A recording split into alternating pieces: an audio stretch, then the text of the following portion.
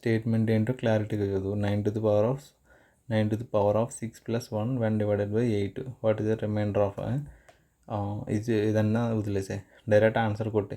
ఈ 8 సార్లు పోతుంది. రిమైండర్ ఎంత ఉంటుంది? ఇక్కడ 1 ఉంటుంది. 1 to the power of 6 అంటే 1 to the power of 6 ఉంది కదా. ఈ 1 to the power of 6 value ఎంత? 1 అవుతుంది. 1 అంటే 1 + 1. 1 + 1 ఎంత? ఆన్సర్ 2.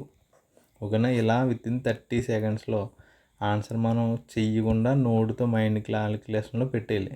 అర్థమైందా? ప్రో లెవెల్ అంత లెవెల్లో ప్రాక్టీస్ అనేది ఉండాలి. ఓకేనా? ఇప్పుడు నీకు అర్థం లెర్నింగ్ స్టేజ్లో ఉన్నా కాబట్టి ప్రొసీజర్ ఏంటో చెప్తాను నేను. ప్రొసీజర్ జోలికి వెళ్తే ఒకసారి ఉండు. చూడు, 9 to the power of 6 + 1 ఉంది కదా, డివైడెడ్ బై 8 అన్నాడు. 1 డివైడెడ్ బై 8 రిమైండర్ అంతా వదులుతుందని. అప్పుడు ఏముండదు? 9 power 6 + 1 ఈ విధంగా రాసావు కదా. ఈ 8 ఒకటి 8 కదా, అంటే 8 పోతే ఈ 9లో ఈ ఇంకా 8 పోతే రిమైండర్ ఎంత ఉంటుంది? 1. అంటే 1 to the power of 6 + 1 ఇది మిగులుతుంది అక్కడ. అవునా?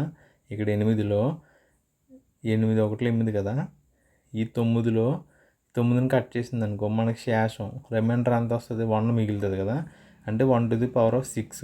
ఓకేనా? 1 to the power of 6 ఇది ప్లస్ 1 ఉంది కదా, +1.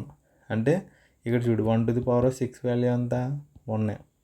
అంటే ఒకటి నెత్తి మీద ఎంత ఉన్నా సరే 1 to the power of ఎంత ఉన్నా సరే అది వాల్యూ 1 అవుతుంది. సో 1 + 1 2 మాట. ఓకేనా? ఈ విధంగా ఆన్సర్ 2 అయింది. ఇది ప్రొసీజర్. ఇదంతా జస్ట్ మైండ్లో కాలిక్యులేట్ చేసేయాలి. ఎలా క్వశ్చన్ చదివేవా, మైండ్లో నోట్లో లెక్కలు వేసుకున్నావా, ఆన్సర్ టిక్ పెట్టేసావా, ఇదంతా ఎగ్జామ్లో చేయకూడదు.